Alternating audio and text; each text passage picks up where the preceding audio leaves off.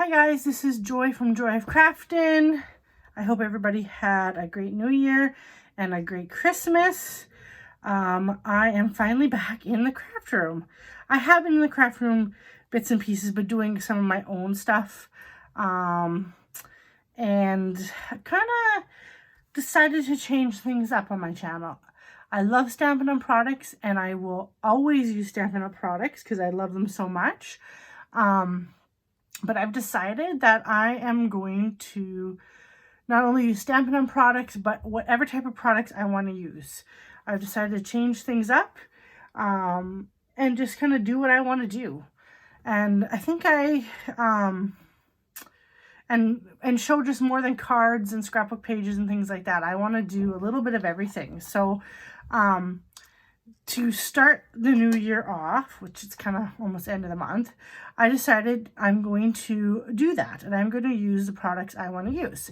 So I'm going to feature the Touch of Ink stamp set, which is part of the celebration freebies you can get when you spend between $60 and $120. So this guy here, if you spend $120, you can get this for free.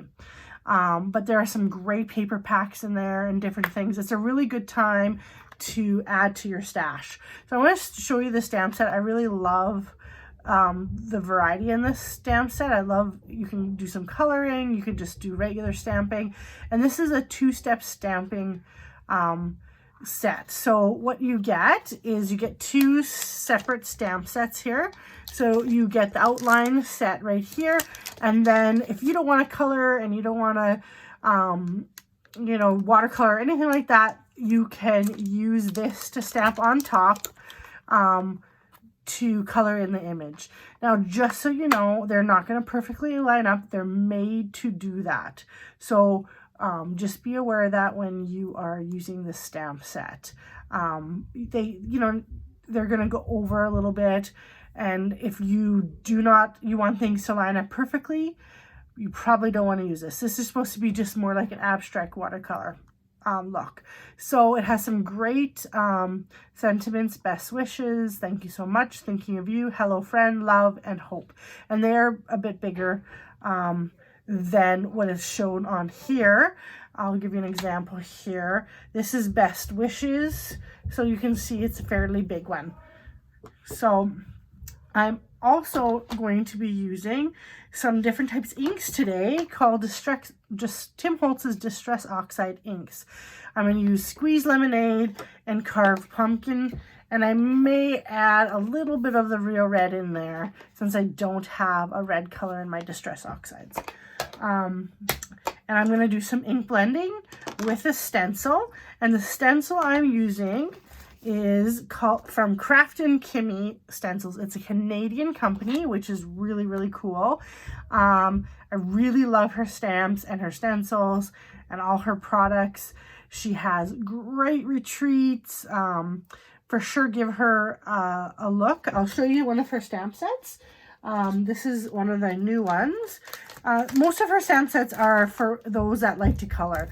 So this is Cold Noses, and it has kind of a snow scene and some smaller sentiments. But yeah, these are more of a coloring style stamp sets, which I like to color, so it really doesn't bother me. She really uses Copic coloring and stuff with her stamps, but you can use the Stampin' On blends, you can use Spectrum Noir, whatever you want to do. So the first thing I did before, so to save time, is I stamped out and used my blends and colored some of the images. So I've got leaves here, I did the hummingbird, some flowers, I did the butterfly and another hummingbird here in two different colors. And just so I had some variety, I'll show you kind of what I did with the card here and where it went to right away, just so you have an idea. And then I did this to save time, and then I used some stickles on I use this Stardust stickles. I really love this stuff. Got it at my local scrapbook store. And I use it on here just to bling it up a little bit. You can, it's kind of your choice, whatever you want to do. So, and then I'm using, the stencil I'm using is the Daring Diamonds. It's a brand new stencil that has come out from her. And I'm going to use my blending brushes.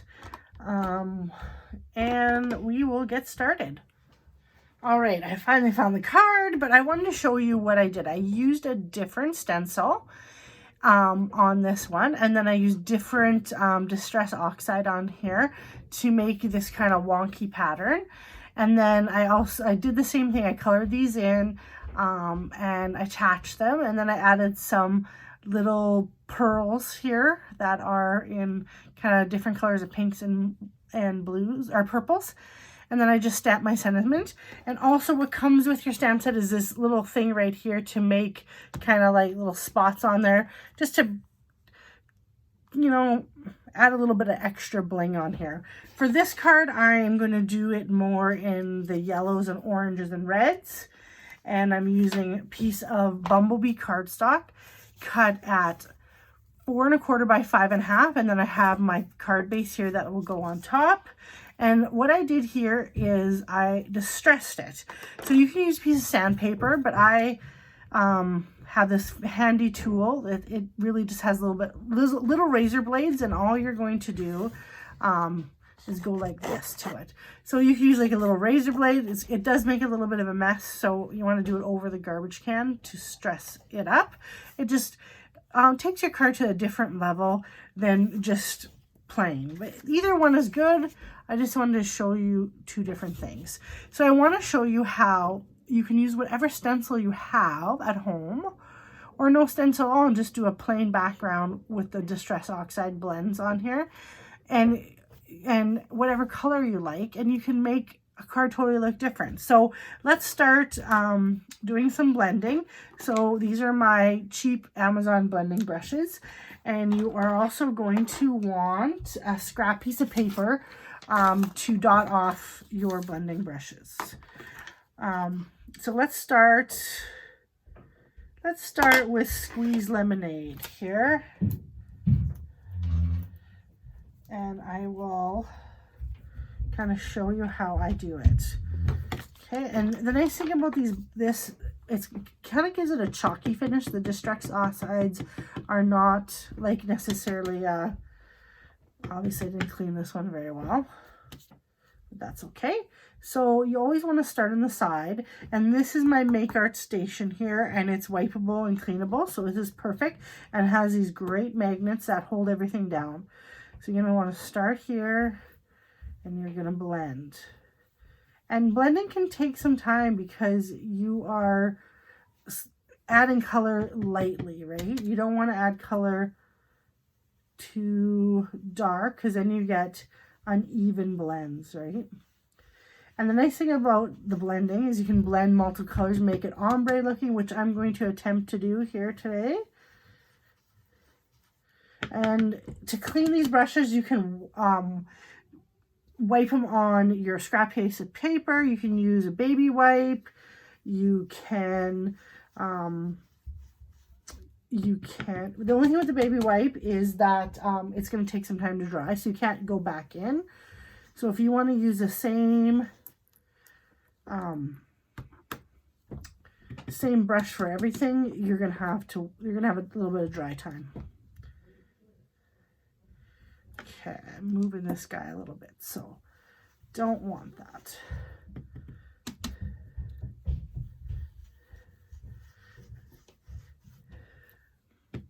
Okay, so as you can see, I'm getting my colors mixed on here. You can do all yellow if you want, or you can mix it up and add different colors. And I'm going to mix it up because I want to blend it a little bit.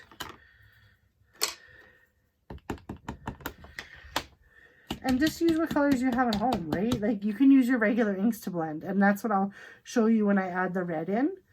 You don't have to go buy special inks to do blending. Blending will happen with whatever you want to use. I would not probably use StazOn, but your regular inks will work really good. Okay. And then you can go in, and I have a whole set of blending brushes. You can have different sizes. And I'm going to go in and put a little bit more yellow that's not so, and mix it in here and blend that so it's not such a harsh line. So, because I want it to be a subtle,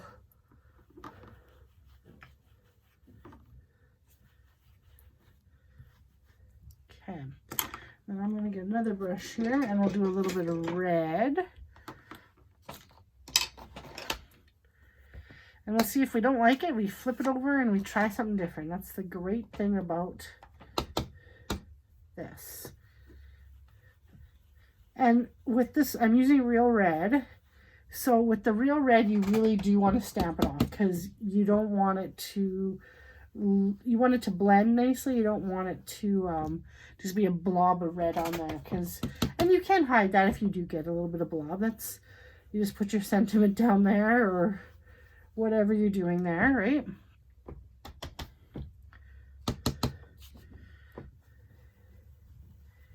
And I just want a light red. I don't want, almost a pinky red almost. I want it to look like a sunset. And if you want a darker, it's everybody's personal preference on this.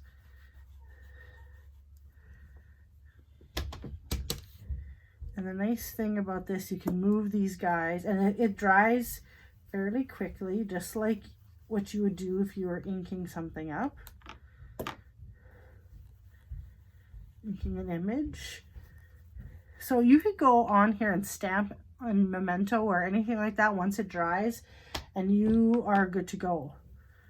So, because this dries quickly and that looks really nice too. You can add other colors on. You can do a lot of different things. You can add some paste through. The stencils are a fantastic thing. Okay. Don't like it so white down there. And blending takes practice, right? Like, it's not something that is gonna, well, for some people it might happen real quick. Okay, I'm gonna go in with some more orange here. And just blend a little bit of orange in. So we have that variance in color. And then just move, you always want to make sure, because you move your things so you can get to all the corners. Oh, this is going to look really cool. This is going to look super cool.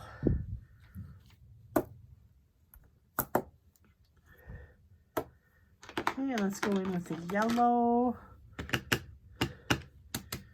And the nice thing about these, the Distress Oxides, you can actually spray them with a little water and add your own little splatters on them.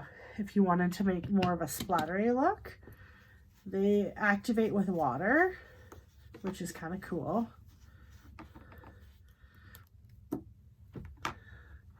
I am liking this. This is going to look pretty cool. And just a stencil and some ink and you can really jazz up your card. You don't need anything special to do this. So let's take a look at it. Oh yeah, that's cool. So now I want to add a little bit of the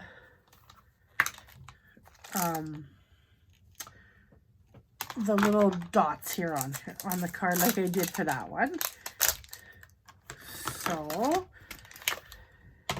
let's do that.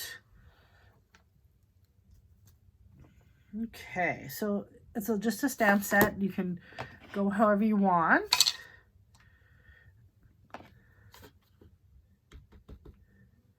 I just add it.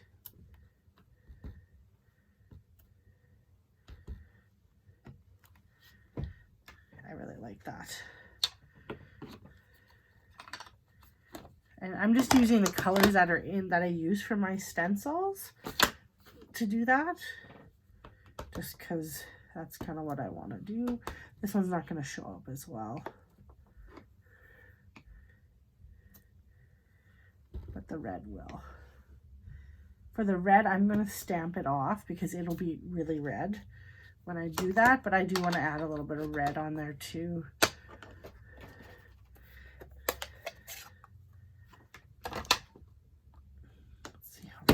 Oh, it's not too bad, but I kind of want it more of the pinky color. So I'm going to stamp off onto my, so this is called second generation stamping, and then it gets more that color. I don't want it to be super red.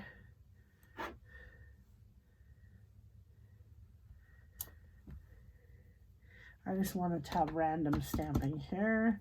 You could do third generation stamping. There, kind of just did it all over randomly, clean it up, and then we can start putting the card together. Let's put this card together. Let's first add a little detail to the images that I previously colored with my Stampin' blends. I'm using a white Jelly Roll pen here. It's by Sakura, and it's from Michaels. And all I'm doing is adding a little bit of a few strokes to each of the petals and to each of the leaves with the Jelly Roll pen. I do this to all my images that I color with alcohol markers, and it just adds some dimension and depth to those images and makes your eyes kind of go right to the image and look at the detail. So this is just an add-on. You don't have to do that to your image, but I just like doing that to my images.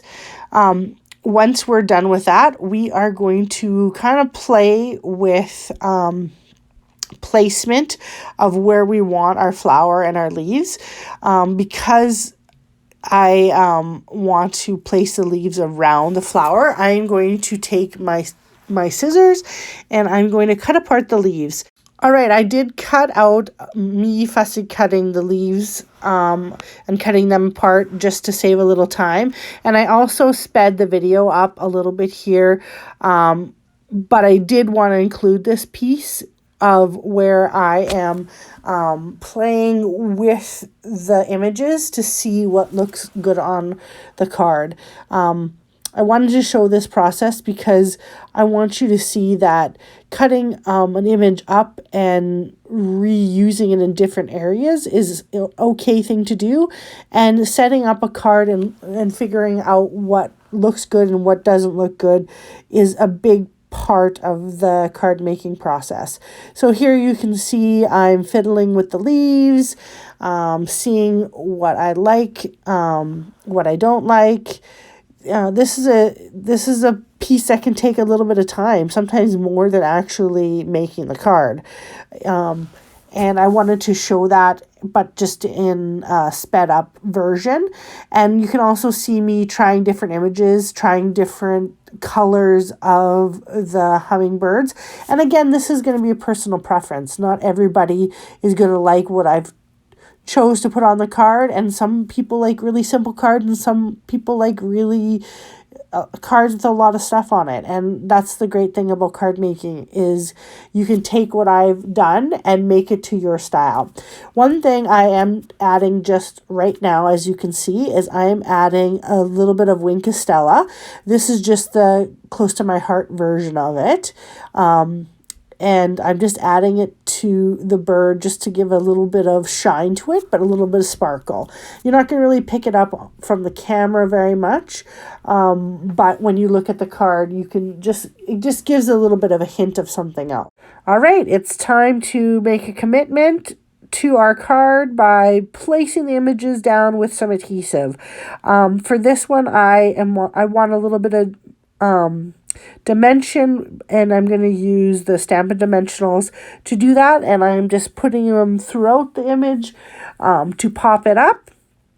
And if you were a little worried about it being too thick to mail, you could just glue it down with some liquid glue or whatever you have for adhesive that you really prefer.